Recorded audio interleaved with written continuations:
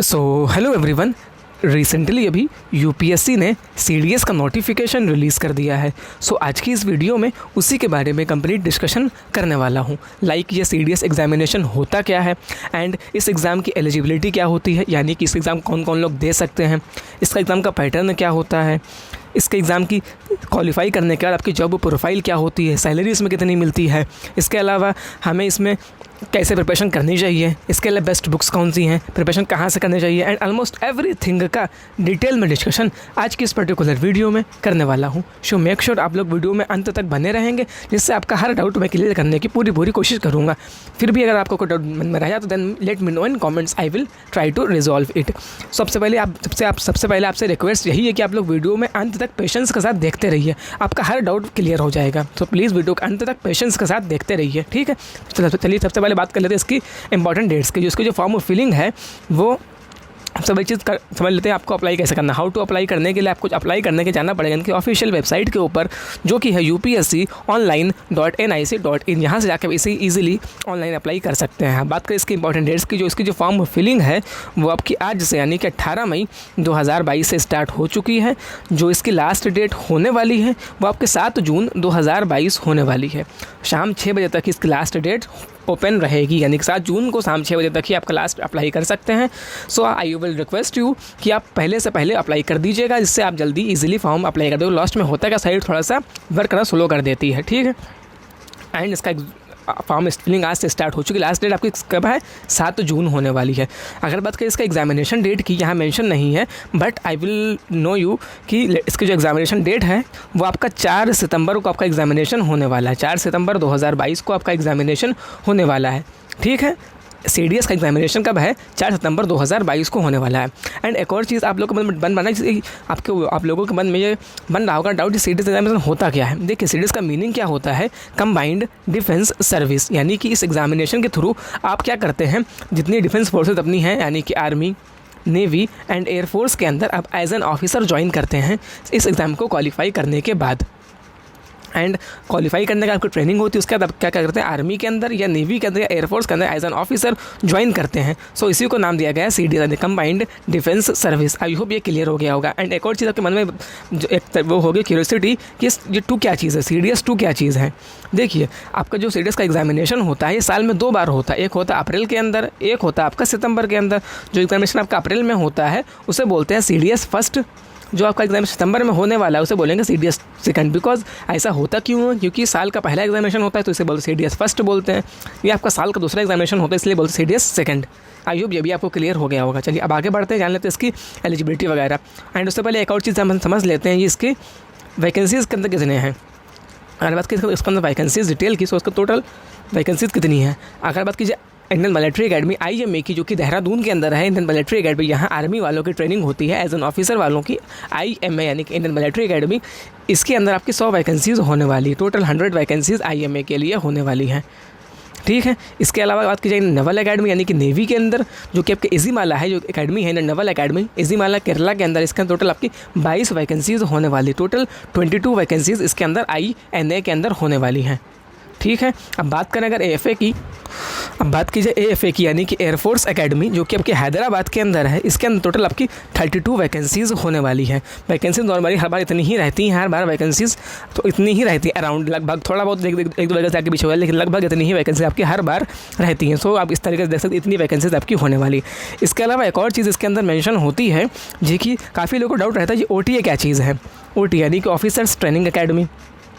इसके अंदर आपके वैकेंसीज़ जो होने वाले हैं, जो कि आपके चेन्नई के अंदर है, OTA मद्रास चेन्नई के अंदर है, इसके टोटल आपकी वैकेंसीज़ 169 होने वाली हैं, जो कि मेल कैंडिडेट्स के लिए होने वाली हैं। अब भी आपको मन बनना ये OTA है क्या चीज़। देखिए, OTA का मीनिंग होता है ऑफिसर्स ट्रेनिंग अकेडमी। अब एक होता है IMA। OTA के अंदर OTA को अगर आप OTA का एग्जामिनेशन क्वालिफाई कर लेंगे, इसके अंदर होता क्या है, आप बनते हैं इंडियन आर्मी के अंदर एज एन ऑफिसर। बट आप कहेंगे कि IMA के अंदर भी तो हम बनते हैं आर्मी के अंदर ऑफिसर, फिर दोनों में डिफरेंस क्या है। देखिए, IMA और OTA में डिफरेंस ये है कि IMA के अंदर बनते हैं परमानेंट कमीशन मिलता है, आपको मिलता है PC, यानी कि परमानेंट कमीशन। बट इसके अंदर मिलता है OTA के अंदर SSC, यहाँ लिखा हुआ है SSC, ये यहाँ पास SSC के नीचे मिलता है शॉर्ट सर्विस कमीशन, यानी कि इसकी जो जॉब होती है वो आपके मात्र 10 सालों की होती है। 10 सालों के बाद आपको इसके अंदर तरीके से रिटायरमेंट लेना पड़ता है। सो इसलिए इसको कहा जाता है शॉर्ट सर्विस कमीशन, इसको कहा जाता है परमानेंट कमीशन। इसलिए OTA वाले बच्चे जो आते हैं वो सिर्फ शॉर्ट सर्विस कमीशन के लिए ही होते हैं। IMA के अंदर आपका परमानेंट कमीशन होता है। क्लियर हुआ। इसके अलावा आपकी OTA एकेडमी चेन्नई के लिए जो वुमेन कैंडिडेट्स यानी फीमेल्स के लिए वैकेंसीज़ होती, जो मात्र 16 सीट्स अवेलेबल हैं, 16 वैकेंसीज़ हैं फीमेल कैंडिडेट्स के लिए, जो कि शॉर्ट सर्विस कमीशन होता है। 16 वैकेंसीज़ फीमेल कैंडिडेट्स के लिए। इस तरीके से टोटल आपकी 339 वैकेंसीज़ होने, सारी वैकेंसीज़ को मर्ज करके आपको 339 वैकेंसीज़ होने वाली हैं। एंड एक और चीज़, आप चाहें तो सभी के लिए अप्लाई कर सकते हैं। सभी की क्वालिफिकेशन अलग अलग होती है। अगर आपके सभी की क्वालिफिकेशन आ रही है, तो आप सभी के लिए अप्लाई कर सकते हैं। आपको फॉर्म सिर्फ एक ही अप्लाई करना पड़ेगा, एंड आपको इसके अंदर आपको प्रेफरेंस देनी पड़ती है। आप सबसे नंबर 1 पे किसको रखेंगे, नंबर 2 पे किसको रखेंगे, जैसी चीज़ें आपको ध्यान रखना है, यानी कि आपको इसके अंदर प्रेफरेंस देनी पड़ती है। क्लियर हो गई। चलिए अब आगे बढ़ते जान लेते हैं हम इसके अंदर कि इसकी एलिजिबिलिटी क्या है, यानी कि इसकी एज लिमिट क्या है, एजुकेशनल क्वालिफिकेशन क्या है, सब चीज़ें जान लेते हैं। एंड इससे पहले एक और चीज़ समझ लेते हैं, इसका सेंटर ऑफ एग्जामिनेशन अगर जानना चाहते हैं तो यहाँ मेंशन है, आप इजीली चेक कर लीजिएगा। वीडियो को पॉज करके आप देख लीजिएगा, आपके शहर के नियरेस्ट आपका एग्जामिनेशन सेंटर मिल जाएगा। ये देखिए सारे सेंटर मेंशन है, आप इसका स्क्रीनशॉट ले सकते हैं, या तो इससे वीडियो को पॉज करके पढ़ सकते हैं। एंड इसके अलावा कुछ यहाँ भी मेंशन है जी, ठीक है। अगर आपके शहर के नियरेस्ट सेंटर हो तो आप उसे ईजिली चूज़ कर सकते हैं। आप चलते हैं सीधे इसके एलिजिबिलिटी कंडीशंस के ऊपर। एलिजिबिलिटी कंडीशंस के अंदर सबसे पहले आपको इंडिया का सिटीज़न होना कंपलसरी, वो तो आप सभी लोग होंगे ही इंडिया का सिटीज़न। इसके अलावा बात करते हैं एज लिमिट की, काफ़ी टफ होती है एज लिमिट, थोड़ा ध्यान समझिएगा एज लिमिट का। देखिए सबसे पहले एज लिमिट के अंदर सबसे पहले आपका अनमैरिड होना कंपलसरी है। जो लोग मैरिड हैं वो लोग इसके लिए अप्लाई नहीं कर सकते, अनमैरिड होना कंपलसरी। चाहे किसी लिए अप्लाई करें तो आपका अनमैरिड होना कंपलसरी। इसके अलावा बात करिए अगर एज लिमिट की, अगर आप IMA के लिए अप्लाई करेंगे तो आपकी जो डेट ऑफ बर्थ है वो 2 जुलाई 1999 से लेके 1 जुलाई 2004 के बीच में आनी चाहिए, तब आप इसके लिए IMA के लिए एलिजिबल हैं। ठीक है। अगर आप INA के लिए अप्लाई करेंगे, यानी कि इंडियन नेवल एकेडमी जो कि इजीमाला के अंदर है, सो इसके लिए आपकी जो डेट ऑफ बर्थ है वो 2 जुलाई 1999 से लेके 1 जुलाई 2004 के बीच में आनी चाहिए, तब आप INA यानी कि इंडियन नेवल एकेडमी के लिए अप्लाई कर सकते हैं। क्लियर हो गई बात इतनी। अगर आप AF यानी कि एयरफोर्स एकेडमी के लिए अप्लाई करना चाहते हैं तो आपकी डेट ऑफ बर्थ जो है वो 2 जुलाई 1999 से लेके 1 जुलाई 2003 के बीच में होनी चाहिए, तब आप क्या करेंगे, AFA के लिए अप्लाई कर देंगे कि एयरफोर्स एकेडमी के लिए अप्लाई कर सकते हैं। कब से कब तक, 2 जुलाई 1999 से लेके 1 जुलाई 2003 के बीच में अगर आपकी डेट ऑफ बर्थ आ रही है देन आप AFA के लिए अप्लाई कर सकते हैं। क्लियर हो गया। चलिए अब बात कर लेते हैं OTA वालों के लिए। जो लोग OTA के लिए अप्लाई करना चाहते हैं, जो कि होता है शॉर्ट सर्विस कमीशन, फीमेल्स के लिए भी होता है, मेल्स के लिए भी होता है। तो मेल कैंडिडेट्स के लिए अगर उनकी डेट ऑफ बर्थ की बात की जाए, एज लिमिट की बात की जाए, तो आपकी डेट ऑफ बर्थ जो है वो 2 जुलाई 1998 से लेके 1 जुलाई 2004 के बीच में होनी चाहिए, तब आप OTA मेल कैंडिडेट्स के लिए मेल के लिए अप्लाई कर सकते हैं। क्लियर हुई बात। अगर आप कोई फीमेल है, आप में से कोई वीडियो देख रहा है गर्ल्स, और उसके लिए बात की जाए, अगर आप जो आपकी जो डेट ऑफ बर्थ है वो 2 जुलाई 1998 से लेके 1 जुलाई 2004 के बीच में होनी चाहिए। दोनों में एज इट इज़ है, कोई डिफरेंस नहीं है। OTA की जो एज लिमिट है वो दोनों में सेम है, चाहे फीमेल हो चाहे मेल हो। क्या है, 1 जुलाई 2004 से लेके 2 जुलाई 1998 से लेके 1 जुलाई 2004 के बीच में अगर आपकी डेट ऑफ बर्थ आ रही है देन आप OTA के लिए अप्लाई कर सकते हैं। ये इसकी age limit he. I hope clear हो, थोड़ी वास्ट थी लेकिन आई होप आपको क्लियर हो गई होगी। नहीं क्लियर तो वीडियो को थोड़ा बैक करके दोबारा देख लीजिए। चलिए अब बात कर लेते हैं इसकी एजुकेशनल क्वालिफिकेशन के अंदर, जो भी थोड़ी सी वास्ट होती है। एजुकेशनल क्वालिफिकेशन के अंदर बात की जाए सो इसके अंदर भी आपके हर एकेडमी के ऊपर डिपेंड करता है। यानी कि अगर आप IMA के लिए अप्लाई करेंगे सो IMA के लिए आपका ग्रेजुएशन कंप्लीट होना कंपलसरी है। डिग्री इन द यूनिवर्सिटी, आपको डिग्री होना, आपका ग्रेजुएशन आपका कंप्लीट हो, या आप अपने ग्रेजुएशन के फाइनल ईयर के अंदर हैं, तब आप इसके लिए अप्लाई कर सकते हैं। चाहे हम ग्रेजुएशन के अंदर कुछ भी कर रहे हो, BA, BSc, BTech, BCA, उससे मैटर नहीं है। आप ग्रेजुएशन के अंदर पढ़ रहे हो या 3rd ईयर के अंदर हो, या यानी कि अपने ग्रेजुएशन के फाइनल ईयर के अंदर हो, या आपका ग्रेजुएशन कंप्लीट हो चुका हो, तब आप इसके लिए अप्लाई कर सकते हैं IMA के लिए। वही बात कीजिए अगर INA के लिए, इंडियन नेवल एकेडमी के लिए, सो इसके अंदर आपका BTech होना कंपलसरी, यानी कि डिग्री इन इंजीनियरिंग आपकी होनी चाहिए। यानी कि आपके पास इंजीनियरिंग डिग्री होनी चाहिए, BE यानी कि बैचलर ऑफ इंजीनियरिंग आपके पास होनी चाहिए, या आपके BTech होना चाहिए, तभी आप INA के लिए अप्लाई कर सकते हैं। क्लियर हो गई बात। चलिए अब बात कर लेते हैं AFA, जो कि एयरफोर्स एकेडमी के लिए है। इसको थोड़ी सी वास्ट है, तो ध्यान समझिएगा। AFA के लिए होता क्या है, आपके डिग्री आपके पास होनी चाहिए, यानी कि आपके पास ग्रेजुएशन आप कंप्लीट हो या आप ग्रेजुएशन के फाइनल ईयर के अंदर पढ़ रहे हो, तब आप इसके लिए एलिजिबल होते हैं। इसके साथ ही साथ चाहे आप ग्रेजुएशन के अंदर कुछ भी कर रहे हो, चाहे BA कर रहे हो, BSc कर रहे हो, BTech कर रहे हो, उससे मैटर नहीं है। सिर्फ आप ग्रेजुएशन आपका कंप्लीट हो या आप ग्रेजुएशन के फाइनल ईयर के अंदर पढ़ रहे हो, देन इसके लिए आप अप्लाई कर सकते हैं। इसके अलावा आपके 12th के अंदर फिज़िक्स और मैथ्स होना कंपलसरी है। 10+2 के लेवल के ऊपर आपका फिज़िक्स और मैथ्स पढ़ा होना कंपलसरी है। अगर आपने 12th के अंदर फिज़िक्स और मैथ्स पढ़ी है एंड आप ग्रेजुएशन के अंदर चाहे BA करा हो, BTech करा हो, BSc करा हो, उससे मैटर नहीं है, देन आप AFA के लिए अप्लाई कर सकते हैं। आई होप क्लियर हो गया होगा, ये भी क्लियर हुआ। चलिए अब आगे बढ़ते जान लेते हैं हम OTA वालों के लिए क्या होता है। OTA यानी कि ऑफिसर्स ट्रेनिंग अकेडमी वालों के लिए क्या होता है। OTA के अंदर यहाँ मेंशन नहीं है, but I will resolve it. OTA में होता क्या है, अगर आपका ग्रेजुएशन कंप्लीट हो चुका हो या फाइनल ईयर के अंदर आपके ग्रेजुएशन के अंदर हैं, तब आप इस OTA के लिए अप्लाई कर सकते हैं। OTA में होता क्या है, आपका ग्रेजुएशन किसी भी स्ट्रीम से आप ग्रेजुएशन कर रहे हो, चाहे आपका BA, BSc, BTech, BCA कुछ भी कर रहे हो, उससे मैटर नहीं। आपका ग्रेजुएशन कंप्लीट हो या आपने ग्रेजुएशन के अंदर फाइनल ईयर के अंदर पढ़ रहे हो, तब आप OTA के लिए अप्लाई कर सकते हैं। ये आपकी OTA की क्वालिफिकेशन होती है। आई होप क्लियर होगा आपका, अब हर चीज़ क्लियर हो गई होगी डिटेल के अंदर। चलिए अब आगे बढ़ लेते हैं, कुछ और चीज़ें जान लेते हैं इसके रिगार्डिंग। सबसे पहली चीज़, आपकी जो फ़ीस लगने वाली है वो 200 रुपीज़ लगने वाली, सभी के लिए, चाहे फीमेल हो, मेल हो, SC ST, कोई इसमें कोई वो नहीं है। नहीं है, एक मिनट, एक तरीके से यहाँ पे सिर्फ 200 रुपये फ़ीस लगने वाली है, जिसके अंदर फीमेल्स की और SC ST वालों कोई भी फ़ीस रिक्वायर्ड नहीं है। सिर्फ OBC की एंड आपकी जनरल कैटेगरी वालों की ही फ़ीस लगने वाली है। बाकी किसी कैटेगरी के फीमेल्स की या SC ST वाले कोई फ़ीस की रिक्वायरमेंट नहीं है। क्लियर हो गई बात। यानी कि इसका आपको 200 रुपये फ़ीस आपकी लगने वाली है। 200 रुपीज़ आपकी एग्जामिनेशन की फ़ीस लगने वाली है। ठीक, चलिए अब आगे बढ़ते कुछ और चीज़ जान लेते हैं इसके रिगार्डिंग। सबसे पहली चीज़, अप्लाई करने के लिए मैं बता दी आपको जाना पड़ेगा उनकी ऑफिशियल वेबसाइट के ऊपर। अगर बात की जाए इसके सिलेक्शन प्रोसेस की, तो उसका सिलेक्शन प्रोसेस जो होता है वो मेजरली 4 स्टेज के अंदर कंप्लीट होता है। सबसे पहले आपका क्या होता है, आपका एग्जामिनेशन होता है, जो कि आपका 4 सितंबर को होने वाला है। अगर आप एग्ज़ाम क्वालिफाई कर लेंगे, देन आपका SSB होता है, जो कि आपका सर्विसेज सिलेक्शन बोर्ड होता है। SSB इंटरव्यू होता है, जो कि आपका 5 डेज़ का होता है। अगर आप इसको भी क्वालिफाई कर लेंगे, देन आपका मेडिकल होता है एंड आपकी आती है मेरिट लिस्ट। अगर आपका नाम उसके अंदर होता है, देन आप इसके अंदर ईजिली ज्वाइनिंग ले लेते हैं। इसका पूरा सिलेक्शन प्रोसेस होता है। आई होप ये भी क्लियर हो गया होगा।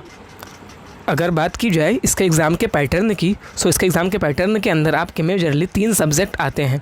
देखिए, आपका एग्ज़ाम जो है वो 2 टाइप से होता है। सबसे पहली चीज़ IMA, INA एंड AFA, यानी कि आर्मी, नेवी, एयरफोर्स का IMA, INA और AFA का एग्जामिनेशन आपका सेम रहता है। बट OTA वालों का क्या होता है, OTA के अंदर मैथ्स आपकी नहीं आती है। मैं बताऊंगा। सबसे पहली चीज़ आप समझ लेते हैं, IMA OTA, इसके अंदर आपके मेजरली 3 सब्जेक्ट आते हैं। सबसे पहली चीज़, इसके अंदर आपकी इंग्लिश आती है, जो कि इसके अंदर आपका 2 आवर्स का एग्जामिनेशन होता है। इसके अंदर आपके मैक्सिमम 100 मार्क्स का एग्जामिनेशन होता है। इसके अंदर आपके 120 क्वेश्चंस आते हैं। इंग्लिश के आपके आते हैं 120 क्वेश्चंस, ठीक है, जो कि 100 मार्क्स के लिए होते हैं। टाइम मिलता है, जो आपको मिलता है 2 आवर्स का, 2 घंटे के अंदर आपको 120 क्वेश्चन सॉल्व करने पड़ते हैं इंग्लिश के। इसके अलावा नंबर 2 एग्जामिनेशन होता है जनरल नॉलेज का, जो कि जिसे बोलते हैं जनरली हम GK। इसके अंदर आपको आते हैं, इसके अंदर भी आपके 120 क्वेश्चंस आते हैं। जो टाइम मिलता है इसका 2 घंटे का टाइम मिलता है एंड 100 मार्क्स का आपका एग्जामिनेशन होता है। यानी कि 120 क्वेश्चन 100 नंबर का पेपर होता है। आपको टाइम 2 घंटे का टाइम मिलता है। 2 घंटे के अंदर आपको 120 क्वेश्चन सॉल्व करने पड़ते हैं। इसके अलावा नंबर 3 पे आता है आपका मैथमेटिक्स। इसके अंदर मैथमेटिक्स के आपके आते हैं 100 क्वेश्चन, जो कि 100 मार्क्स का होता है आपका एग्जामिनेशन। जो टाइम मिलता है आपको 2 घंटे का टाइम मिलता है, यानी कि 2 घंटे के अंदर आपको 100 क्वेश्चन सॉल्व करने पड़ते हैं मैथमेटिक्स के। इसका जो मार्क्स होता है वो 100 मार्क्स का एग्जामिनेशन होता है। इस तरीके से टोटल आपका 300 मार्क्स का आपका एग्जामिनेशन होता है। 300 मार्क्स का आपका एग्जामिनेशन इसका टोटल होता है, ठीक है। आपको 2-2 घंटे का एग्जामिनेशन होता है एंड 2-2 घंटे का आपको ब्रेक भी मिलता है। 2 घंटे का पेपर पहले इंग्लिश का होगा, फिर आपको 1 घंटे का ब्रेक मिलेगा, फिर GK का होगा, फिर आपको 1 घंटे का ब्रेक मिलेगा, फिर आपका मैथमेटिक्स का पेपर होता है। इस तरीके से इसका एग्जाम का पैटर्न पूरा होता है। आई होप ये भी क्लियर हो गया। जो लोग OTA के लिए अप्लाई करते हैं, यानी कि ऑफिसर्स ट्रेनिंग एकेडमी के लिए उनके लिए सिर्फ इंग्लिश का एंड जीके का ही पेपर होता है, उनके लिए मैथ्स का पेपर कोई नहीं होता है। इसके अंदर भी इंग्लिश के अंदर आपके 120 क्वेश्चंस आते हैं जो कि 2 घंटे के लिए होते हैं एंड आपको 100 मार्क्स का एग्जामिनेशन होता है। एंड आपका जीके के अंदर 120 क्वेश्चंस आते हैं जीके के अंदर भी, जो कि 2 घंटे के लिए होते हैं एंड आपको 100 मार्क्स का एग्जामिनेशन होता है। यानी कि ओटीए का जो पेपर होता है वो आपका सिर्फ 200 मार्क्स का होता है। 200 मार्क्स का आपका ओटीए का एग्जामिनेशन होता है। आई होप ये भी क्लियर होगा, पूरा पैटर्न आपको एग्जामिनेशन क्लियर हो गया। चलिए आगे बढ़ते हैं, कुछ और चीज़ जान लेते हैं। ये रहा इसका एग्ज़ाम का सिलेबस के लिए अब मैं आपको सेपरेट वीडियो में प्रोवाइड करवाऊंगा, अदरवाइज़ इस वीडियो को मैं बताऊंगा तो वीडियो काफ़ी लॉन्ग हो जाएगी। समझ सकते इंग्लिश का है, जीके का है, मैं आपको किसी नेक्स्ट वीडियो में प्रोवाइड करवाऊंगा इसका डिटेल्ड सिलेबस। आप देख सकते हैं वीडियो को पॉज करके आप चाहते हैं सब कहाँ सिलेबस मेंशन किया गया है। अब बात कर लेते हैं एक और चीज़ की जो मुझसे यहाँ मिस हो गई। इसके अंदर नेगेटिव मार्किंग भी आपकी होती है दोनों एग्जामिनेशन के अंदर आपकी, चाहे आप ओटीए के लिए चाहे आप IMA OTA IMA AFA या INA के लिए अप्लाई करें, सभी में आपकी नेगेटिव मार्किंग भी होती है, जो कि आपकी 1/3 की आपकी नेगेटिव मार्किंग इसके अंदर होती देखने को मिलती है। ये मिस हो गई तो मैंने आपको बता दी, ठीक है। सभी के अंदर आपकी नेगेटिव मार्किंग भी आपको देखने को मिलती है।